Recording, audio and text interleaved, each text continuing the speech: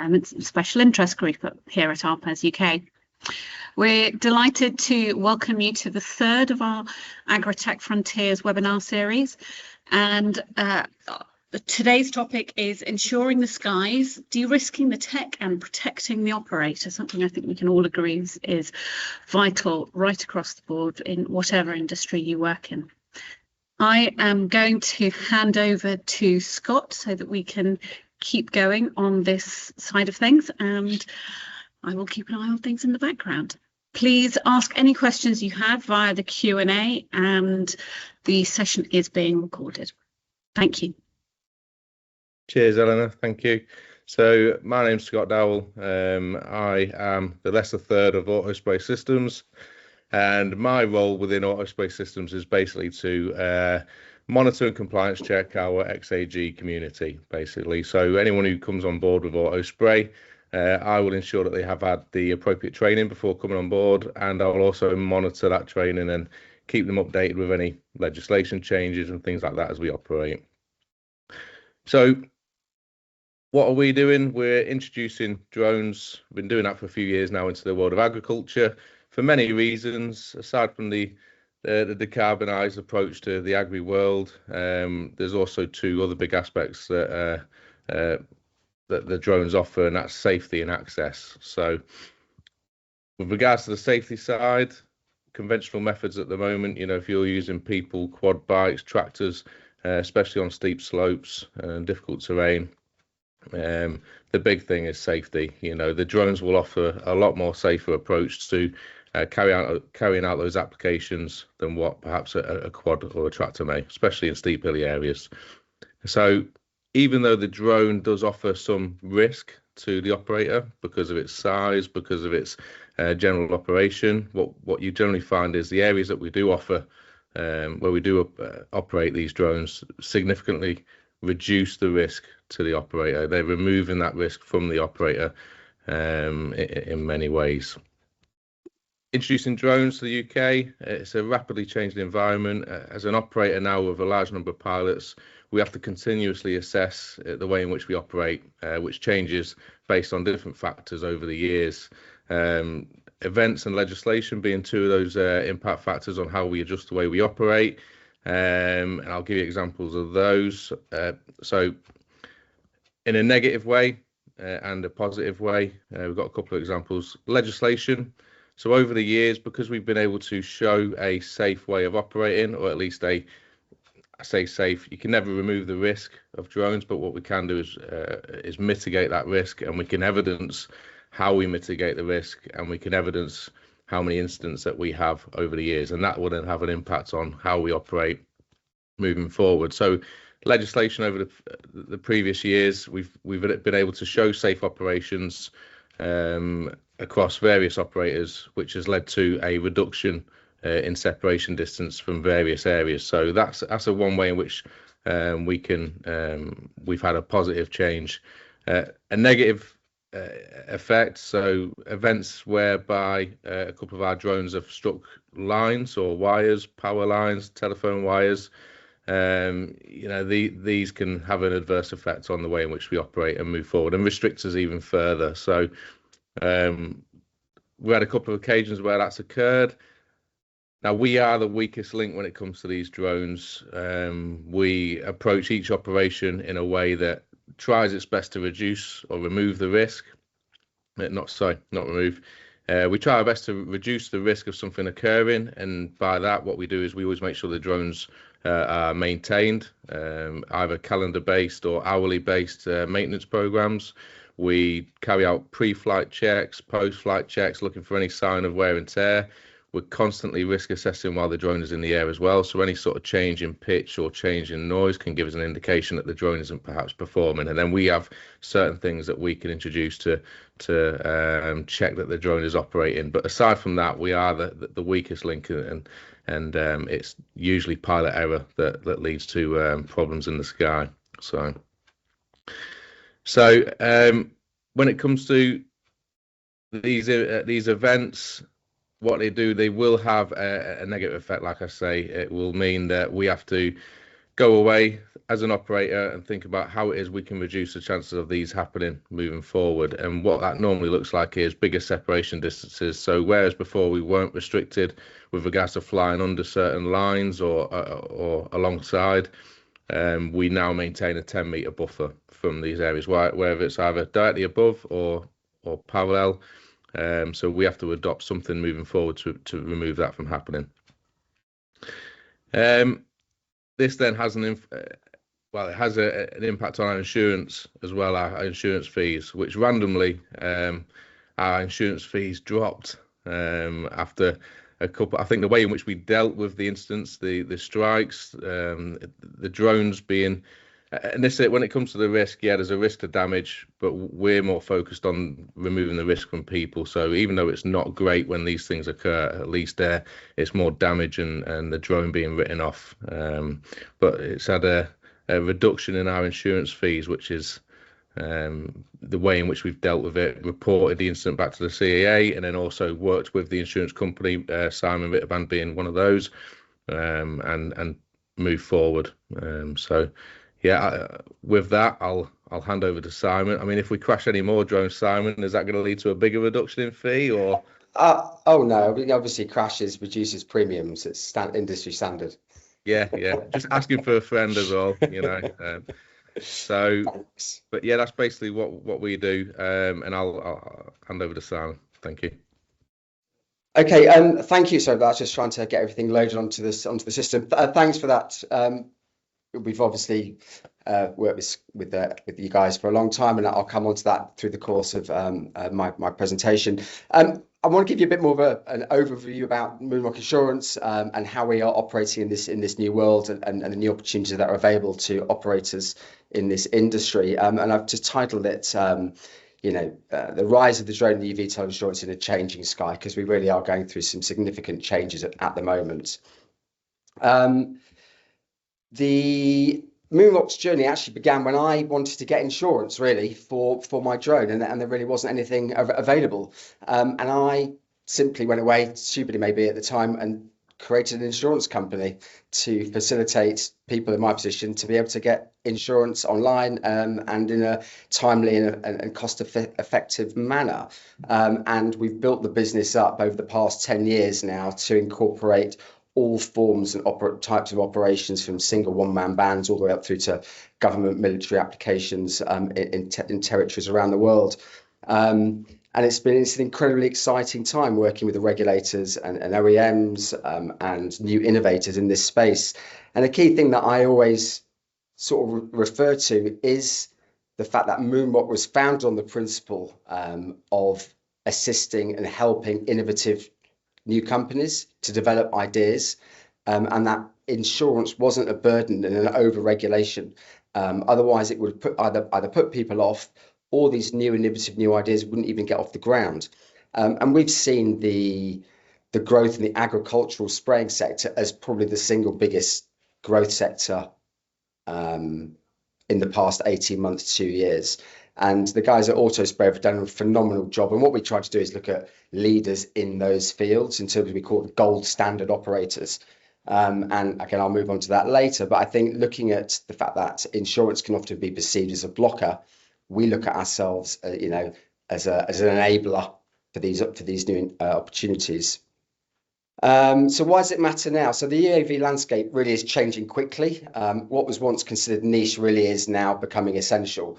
Technologies are reshaping the skies, and they're redefining the actual nature of risk and the opportunities within the industry. And I wanted to sort of explore why this shift is happening.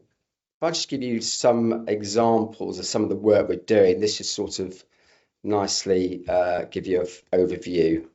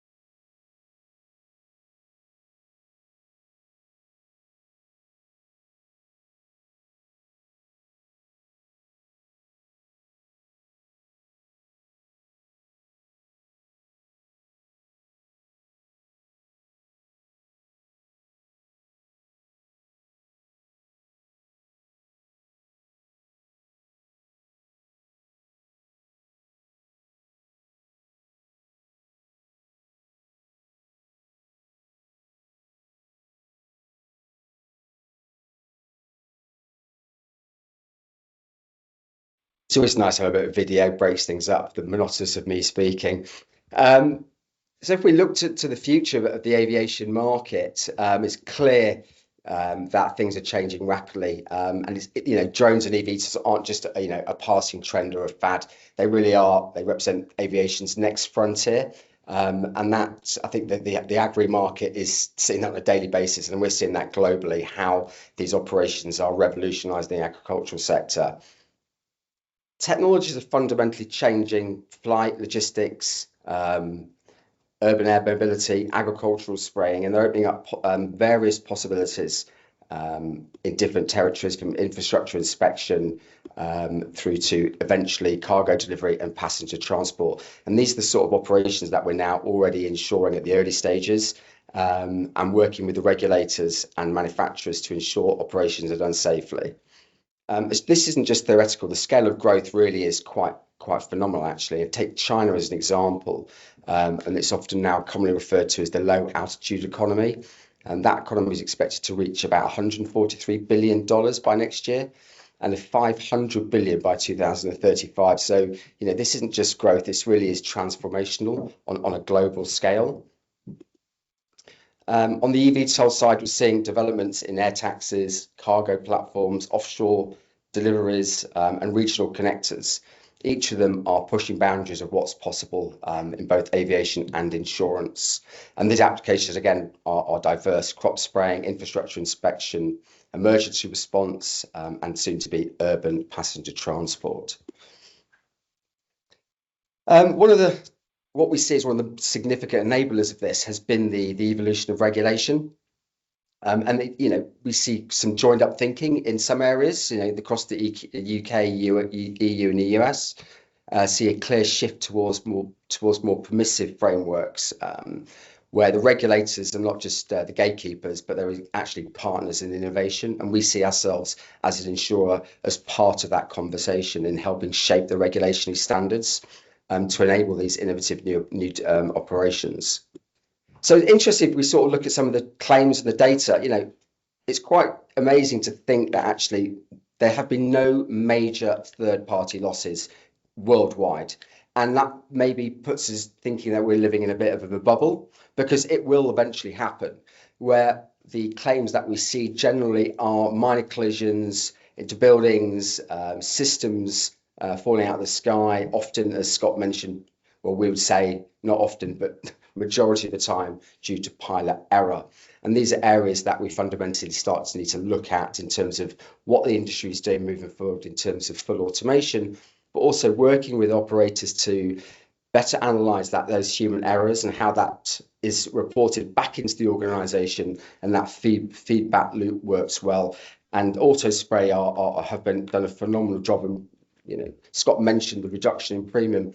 And that was really about how they looked at the incidents they had, how they mitigated them, and how they built that into their standards and training moving forward, which from an insurance point of view, is manna from heaven, really, to see that proactive approach. In the UK, there were about 132 reported minor incidents. So they do happen. In the US, out of an estimated 22 million commercial operations, there were 0 recorded fatalities, which is, again, a phenomenal statistic. But again, we sometimes think we're living a little bit of a golden era here. And the same story across Europe and the Middle East.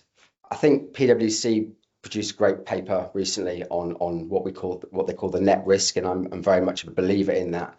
Whereas there's risk already existing inherently in the market, and drones will. We believe we'll be able to take an element of that risk that's currently existing in the market and take it out of the industry by utilising drones. And it's a fantastic statement of intent, and one we fully support. As an insurer, we're always trying to evolve and keep pace with changing technology, and we not believe we're leading the way in developing tailored products that go beyond just the sort of traditional insurance for the system and the liability. We also now include in our policies, upon request, covers for cyber, so for cargo, invasion of privacy, and in particular in the agricultural sector, the chemical liability, which is a key area that no one's been able to offer up until now. And we have a chemical liability endorsement for our operators now, so they can use sprayed solutions that would need certification that we can now cover for that as well. I think that's pretty much about it. I could have talked for longer, but I thought we'd probably be better to have more of a conversation, question and answer section. Lovely. Thank you very much indeed, Simon. I think we are going to pass over to Alex, if that's okay. Hopefully you can all see that. I'm sure somebody will message me if you can't. So thank you so much for having me today. I'm Alex. I'm from the Farm Safety Foundation, or Yellow Wellies, as we're also known, nickname taken directly from our logo, but we run with it. So I'm going to be having a look at what we see as a charity, some of the concerns that we're seeing when we're talking about physical safety and mental wellbeing within agriculture as well. So slightly different angle to what Simon and Scott have been talking about, but I think probably touching upon some of the same things as well. So who are we? Well, we are a very small independent charity that was first founded by the NFU Mutual back in 2014 to work with the next generation of farmers, so primarily younger farmers under the age of 40, to educate them, help them understand the importance of looking after both their physical and their mental well-being when they're out and about in the workplace, on farm, etc. Our goal is to challenge and change the attitudes to and behaviours around risk-taking and poor mental health that give agriculture the poorest safety record of any occupation in the UK. It's something I'm going to keep coming back to, but this is an industry that is more dangerous than construction. It is more dangerous than quarrying if we look at the fatality rate per 100,000 employees in the industry. There's a lot of charities out there. I'm sure you've come across quite a few of them. But what makes us different is that while other charities are often responding to crisis or hardship, for us, it's all about prevention, it's about education, it's about culture change. We're very lucky that we get to work with those other charities that are responding to those crisis situations, but we want to try and get in there first and avoid that crisis happening in the first place. It's about empowering younger farmers to build safer, happier futures, both at work and at home as well. So like I said, it's youth-centric. It's working with those young farmers, although we do work with farmers of all ages as well. It's that advocacy for both farm safety and mental health, and I'll look briefly at the link between the two of those as well. It's about that education, about that campaign approach. So we're doing this by a number of different work streams, some of which I've already touched upon through our education programme, our engagement, our research and our communications. So our education programme is very much our flagship programme. We work with over 47 different colleges and universities right across the whole of the UK. We're a team of just 4 based in the Midlands in Stratford. So we do a lot of travelling. We cover the whole of the UK, Scotland, Northern Ireland, England and Wales. And in 2025, we've delivered our introduction to farm safety training free of charge to 40 of those key colleges and universities, those land-based colleges and universities, giving students those skills, that toolkit before they go out into the workplace. To date, as part of our education programme, but also working with the Young Farmers Clubs as well, we've trained over 30,000 young farmers entering the industry. We do it through our engagement programme, so working with key stakeholders, key members of industry, key businesses. We're the only organisation to sit on all of the farm safety partnerships across Ireland, Scotland, England and Wales. We work closely with key universities when they're doing pieces of research so that we're able to feed in our own research, but also to take their research and apply that to the farm situations as well, with discussion groups and of course working with government as well, helping Westminster to understand some of those challenges that are being faced in agriculture at the moment, being able to provide research and evidence for them to use as well. So obviously it's something that's perhaps less known about some of the work we do, but research is very key to what we deliver. So every summer we go out to farmers both under the age of 40 and over the age of 40 to get a better understanding about what the guys on the ground are actually seeing, where those key behaviours are, where those key challenges are, where those attitudes are, to help farmers get a clearer picture of what's actually going on in the industry. We can then use that to influence our own work with students, our own work with colleges, but also to influence that policy, that practice, that change, whether that's at a farm business level, whether that's at an industry business level, or as I said, whether that's working with politicians in Westminster as well. And finally, we do it through communications. So we run 2 key campaigns, which you may have come across. We have Farm Safety Week and Mind Your Head. So we've got Mind Your Head coming up in February. That's been running since 2018, and that's our real opportunity to focus on mental well-being for a week. So we work with 400 different partner organisations for both of these campaigns to help really put a spotlight on some of these key issues and to help really have a week where we have the whole industry talking about some of these key issues. So as I said, Mind Your Head takes place every February, and then of course Farm Safety Week, which takes place every July as well. We're amplifying that message across social media as well. As I said, primarily we're working with a younger farmer audience, so having that presence on social media is really important. And we have a number of key resources that we produce to help make health and safety and mental well-being a little bit more digestible, a little bit more accessible. I'll come back to some of those at the end as well, but all of those are available on our website. But first, I want to try playing a video as well. I'm hoping the sound's going to work, but it will just give you a bit of an idea about who we are and some of the work we do and why we're doing it. For 13 years, farming has claimed an average of 31 lives a year, 27 farm workers, and 4 members of the public, including children. The main causes: moving vehicles, animals, and falls from height. These aren't just numbers. They are lives cut short. Farming is unlucky for some, but it doesn't have to be. Every life matters. Every accident is one too many.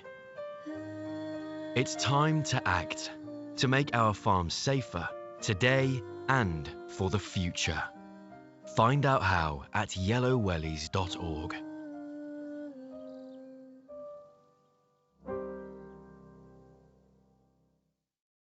Okay, so what are the facts? What are we seeing as an industry? Well, agriculture employs less than 500,000 people. That's only 1% of the entire working population. Yet fatalities in agriculture account for 19% of all workplace deaths that occurred in 24-25.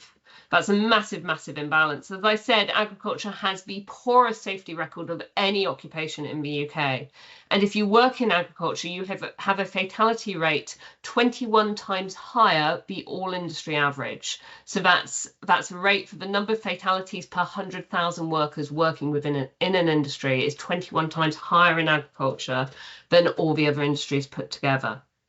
Last year, we saw 23 farmers and farm workers lose their lives across Great Britain, and a further 5 farmers and farm workers lost their lives in Northern Ireland.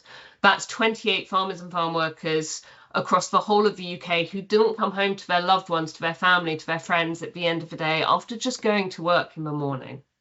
But this is just the fatalities. This is an incredibly dangerous industry. What are we seeing when we're talking about injuries?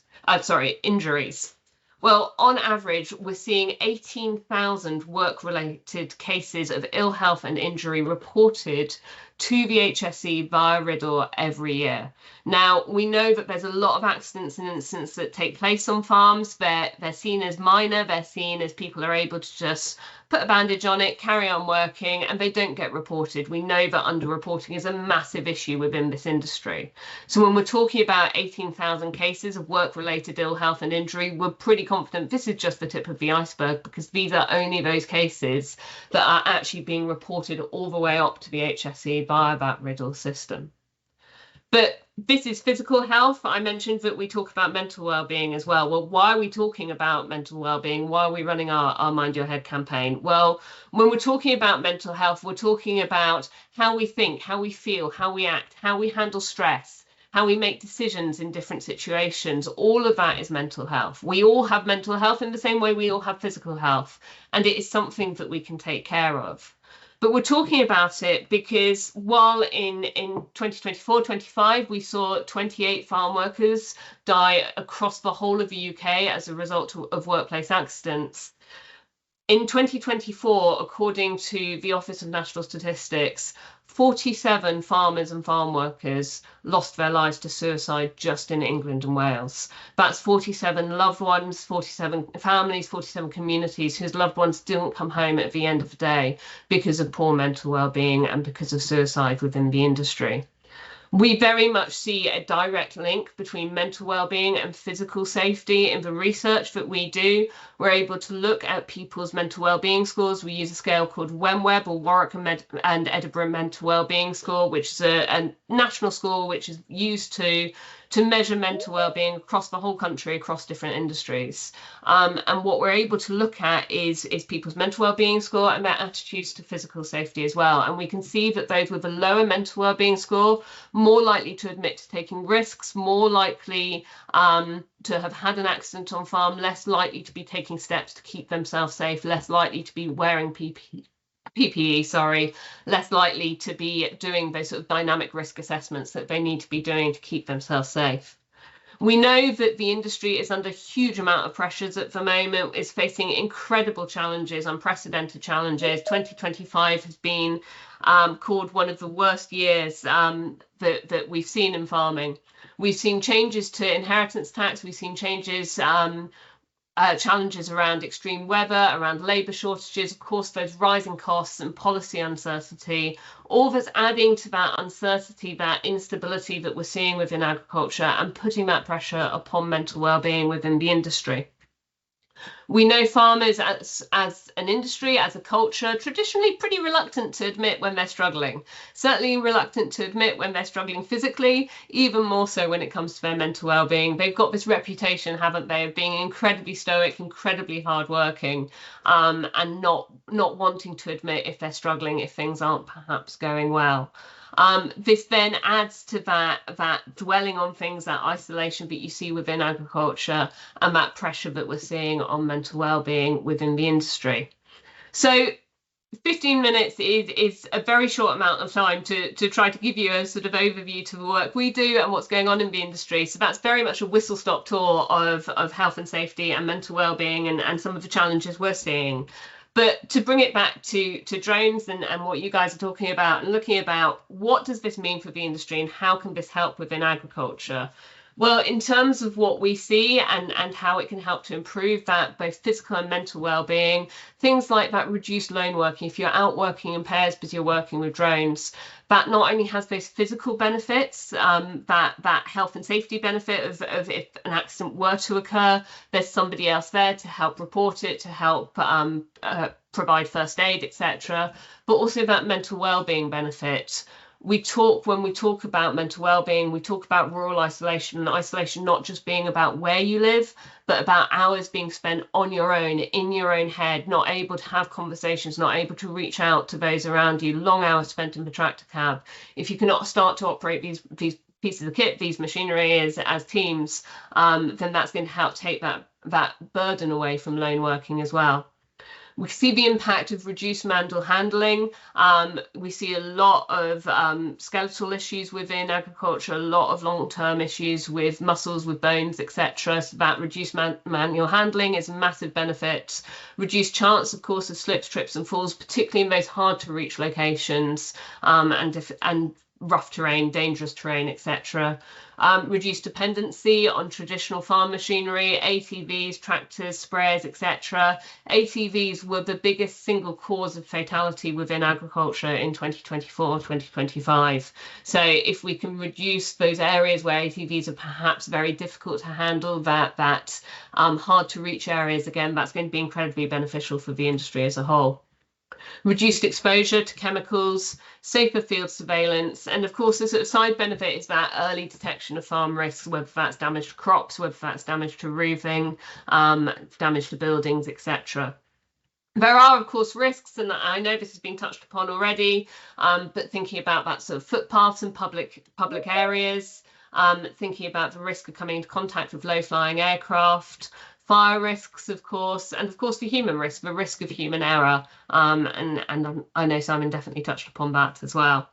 So we have a number of resources, as I mentioned, that you might like to take a look at. I think a link's going to be provided to these as well. So we've got our little book of farm safety and our little book of minding your head. So little book of farm safety is taking all of that sort of key HSE advice and distilling it into plain English, making it a bit more accessible and a bit more available. If you're out and about, if you're working with farmers, if you'd like to get some hard copies of these that you can keep with you, please do let me know, and we can get some sent out as well.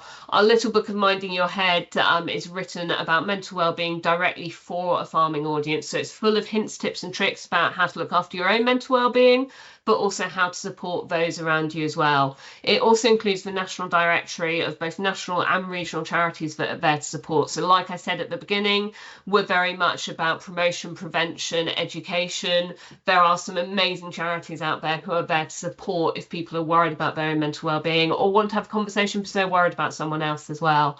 And a full list of those can be found in the back of the little book of Mind Your Head. So thank you for bearing with me. I'm conscious that was very much a whistle-stop tour, and I will hand back to Eleanor, I believe. Thank you very much indeed, Alex. It was a very swift talk, but thank you. I think you've more than captured some of the initial issues that farmers face. I am going to hand over to Joe, Simon and Scott for this next section, and Alex obviously as well, for this next section, a discussion around some of the questions that we have already sent in. And if you would like to add any, please do in the Q&A section. Thank you. Well, I'd just like to thank you all for your presentations. That was really interesting, and it's brought to mind some extra questions. So if you don't mind, I'll just throw out some questions and decide who wants to answer.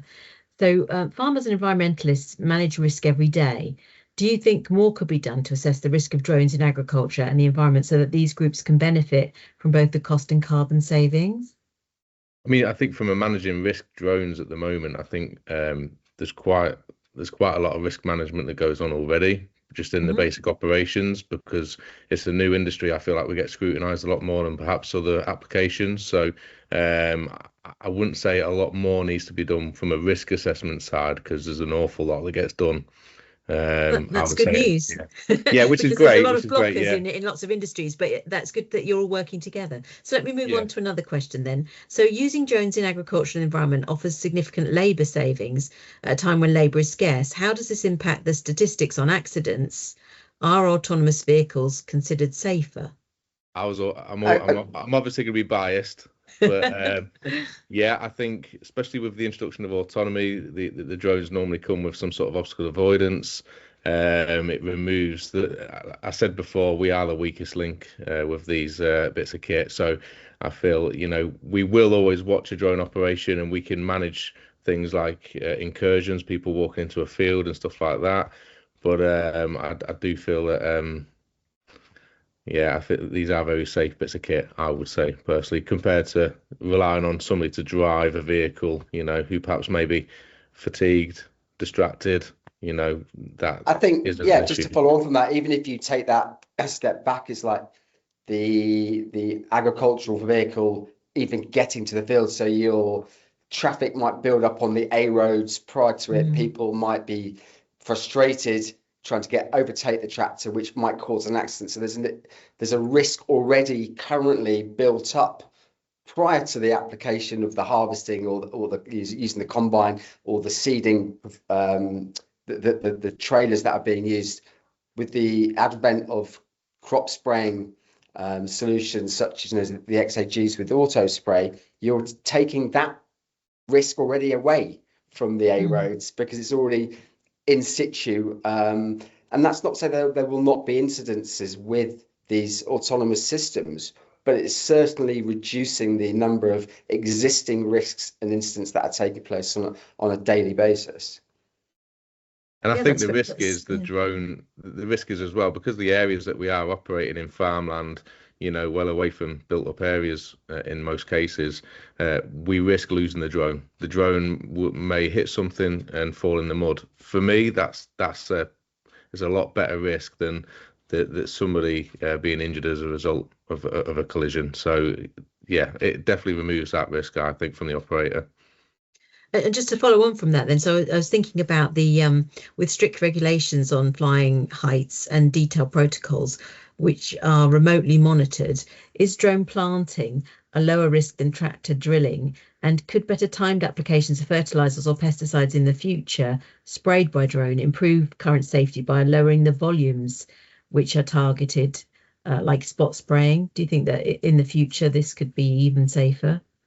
Well, you're doing a lot of work already, aren't you, with Scott? And I know Andy and with Alex, you're doing a lot of data analysis on that voluminous amounts of spray needed per square meter. I mean, we like to take small steps currently anyway. So I think reducing water volumes, we know in the long term, you're looking at a lot more efficient drones when you start looking at reducing the water rates. But I think for us at the moment, we are just happy to do whatever.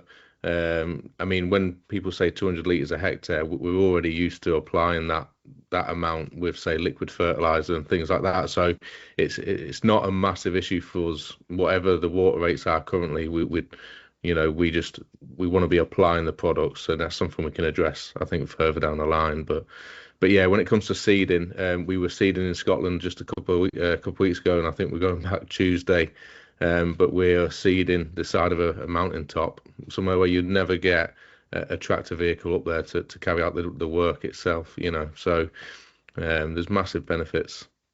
I mean, it's also, if you look at some of the territories that we operate in now in terms of insurability, large land masses in Australia or in Africa, where they used to have to bring in aircraft for crop spraying.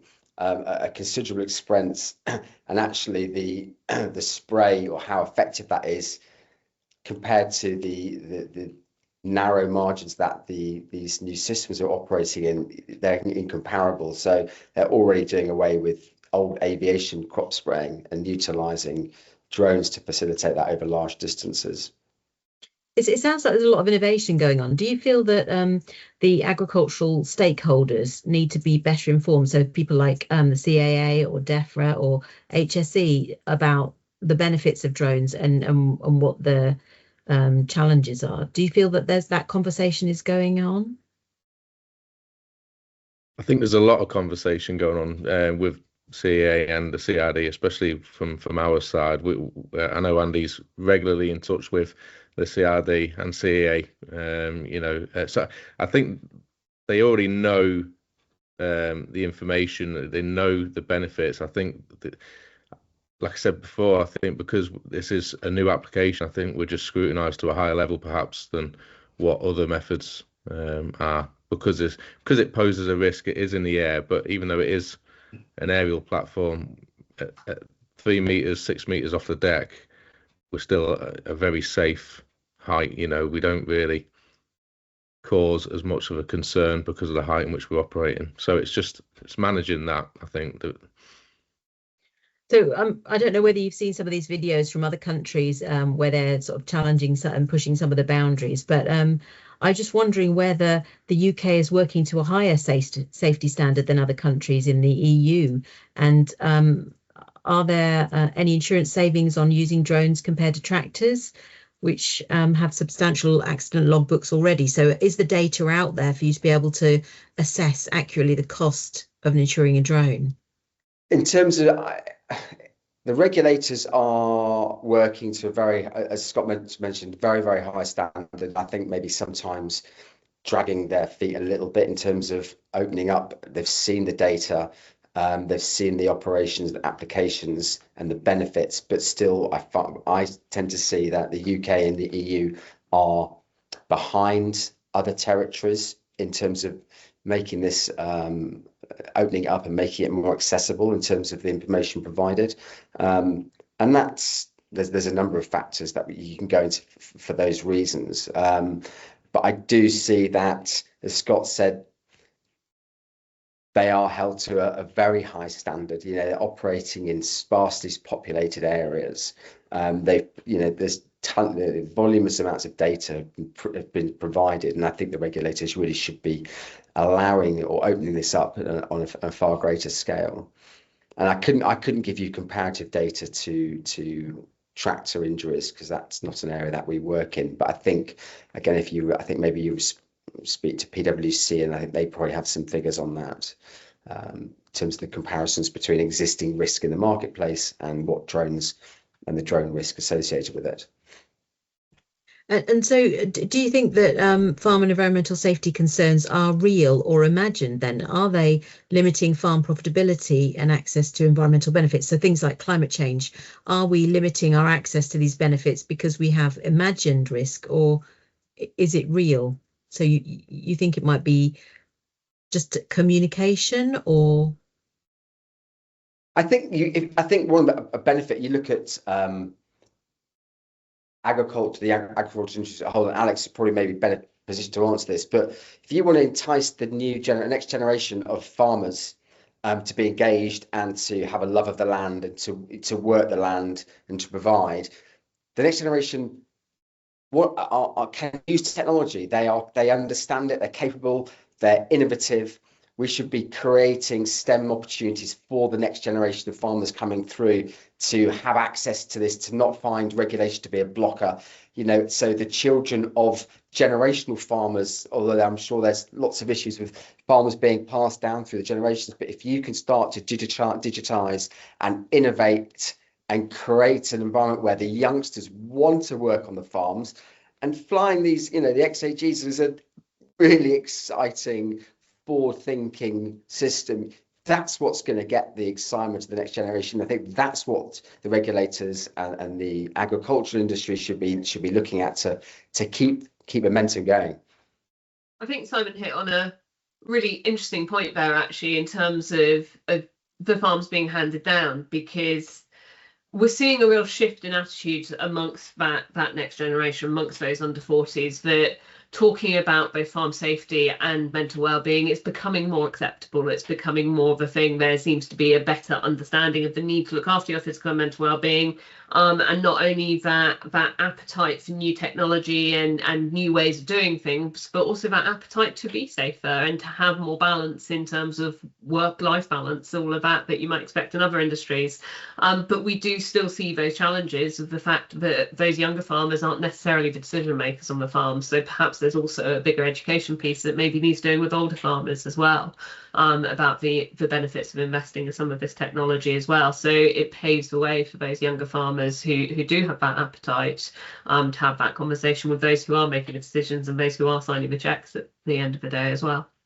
Alex, can I ask you a question? Are the agricultural colleges, are they bringing on board these systems? Are they utilising them within the training, within the college farm, college system? Not really a conversation that I've had with them, but anecdotally from when they give me a tour of the farm when I go there, I'd say there's a bit of a mix. There's a huge difference in the agricultural colleges out there in terms of what they prioritise in their education, whether they're up in Cumbria or Durham and they're looking more at the sort of livestock stuff, or if they're down in Bedfordshire and perhaps have more of an arable tint.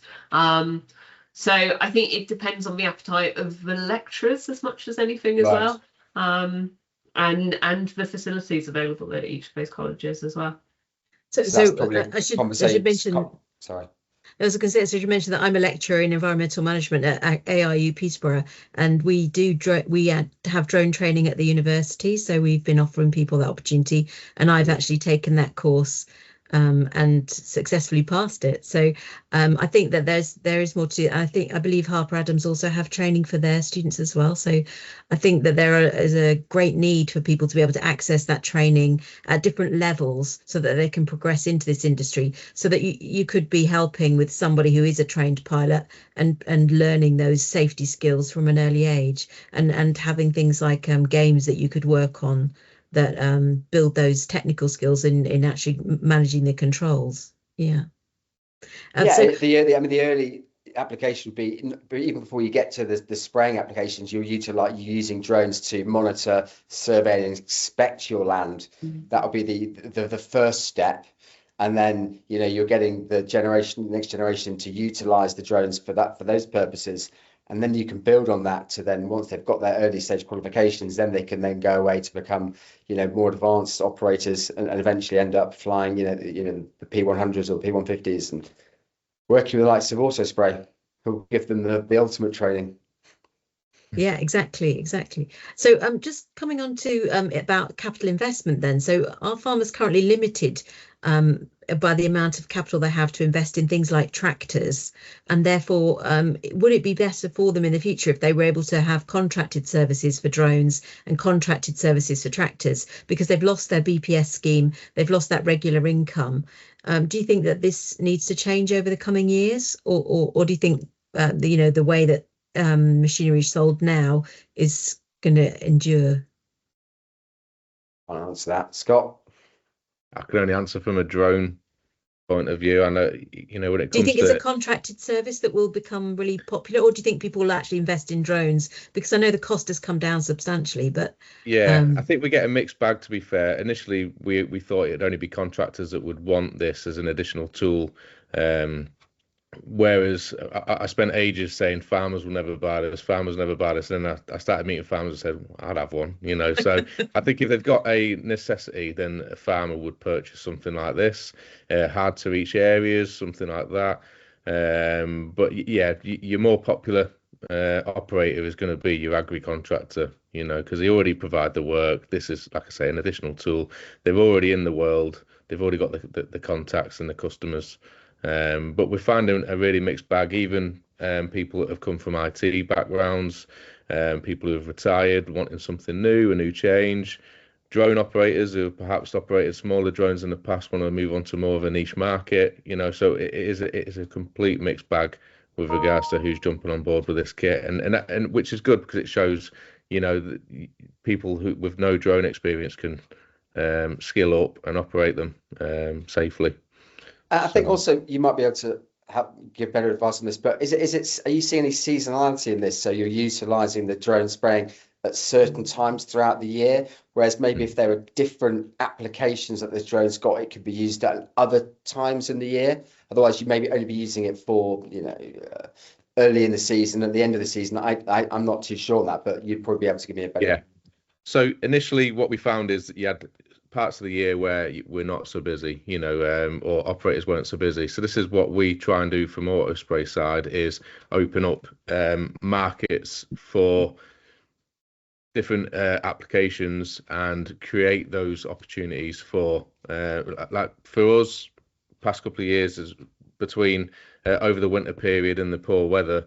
That was a bit of a lull, whereas now a lot of work we're doing at the minute, like I said, Scotland next week, we're looking to open up an opportunity reseeding, you know, and that will be done over the winter periods. You know, you've normally got, when we start looking at PPPs as well and start getting those approved, we will find that times of the year where those plant protection products needs to go in will create more opportunity for operators. So we will find that there'll be an increase in opportunity and times a year, and you will have a around the clock calendar basically of applications to provide. So what you're saying then is the capital expenditure is quite a difficult one at this early at the initial stage, but actually what now Scott's saying is actually that capital expenditure will be spread over a 12-month, more of a 12-month period now, as opposed to being more seasonally adjusted. Yeah, and that's what affects whether or not a farmer would purchase. Yeah. You know, it's an expensive bit of kit to only use for 6 weeks of the year and then sit in your shed for the remainder, or, you know, and again, which is why contractors are generally, it's more financially viable maybe for contractors at the moment. But that's what we work towards is opening more and more markets for our community to go at. That's what I. So just looking overseas again, then, what countries should the UK be drawing inspirations from with regard to drone regulations? But also, do you find that insurance premiums within the drone and agri industry are different across different countries? So from my point of view, you know, you don't want to go to the far extreme, which is China, we do a lot of business in China, but a lot of their agricultural spraying is state backed. So it's heavily subsidized, giving farmers these drones often without training.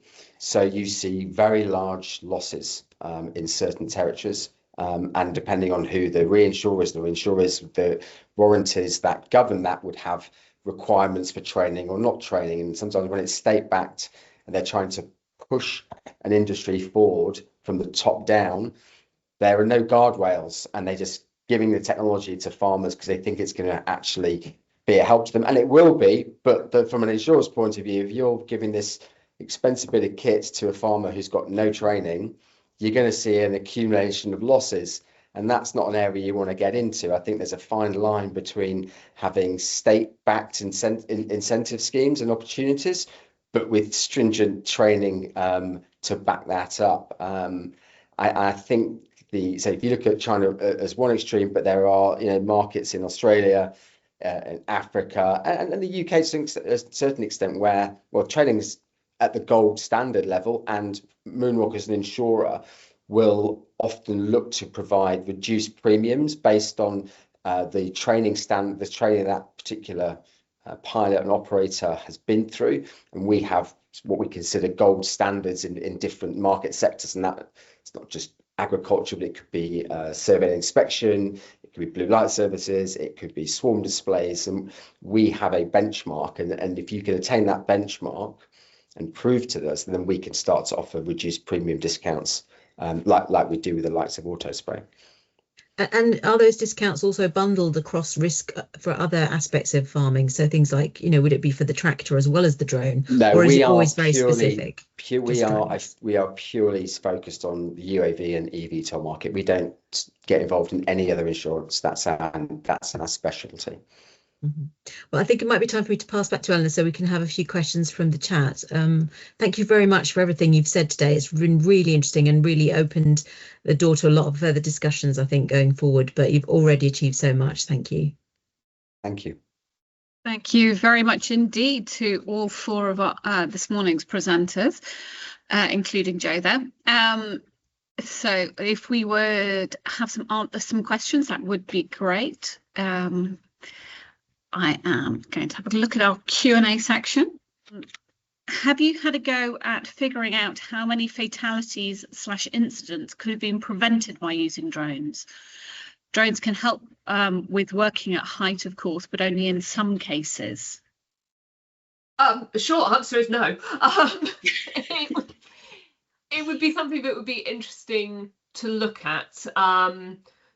But I think what we do as a charity is much more about that sort of education piece. Our research is more around those attitudes and behaviours rather than actually looking into each fatality that occurs. We don't go in and do sort of post-fatal accident audits or anything like that. That's down to other people.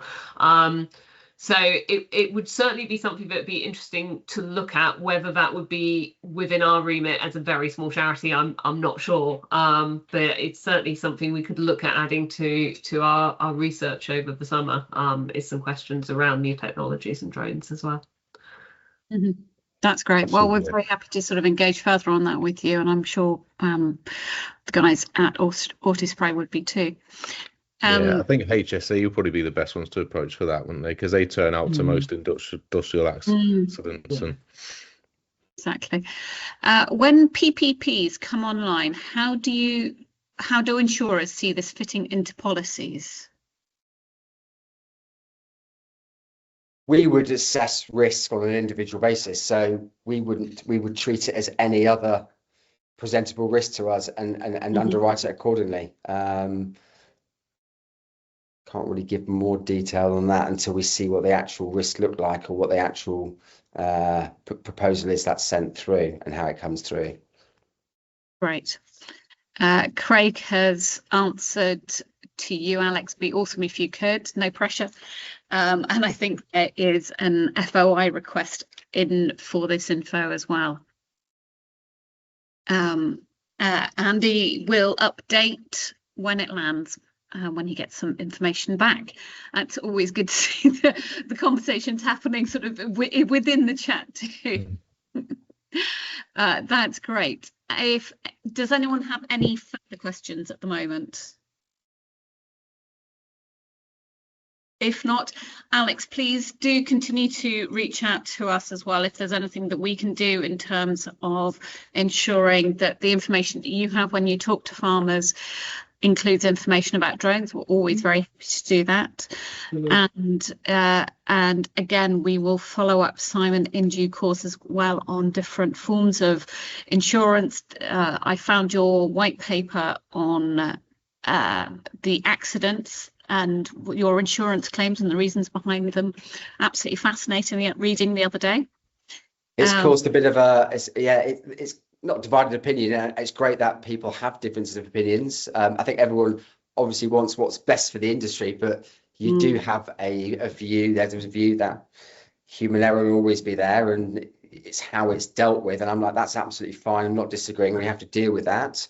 But there has to be a conversation about full, automation now taking over and reducing that human element or removing it entirely. And I can understand why some people would be aghast at that, because they see it as their livelihood. I'm not saying it's happening tomorrow, but the point of the white paper is to start the conversation, because technology doesn't stops for no man, right? Scott's come along and auto sprayers have come along, and to a certain extent have done people out of their existing jobs of spraying and fertilizing environments. It's just the next stage of innovation, and my view is automation will eventually remove the pilot from all stages, and it's not there yet, but we need to have that conversation what that looks like, and I think we're starting to see that being picked up in the comments on the white paper.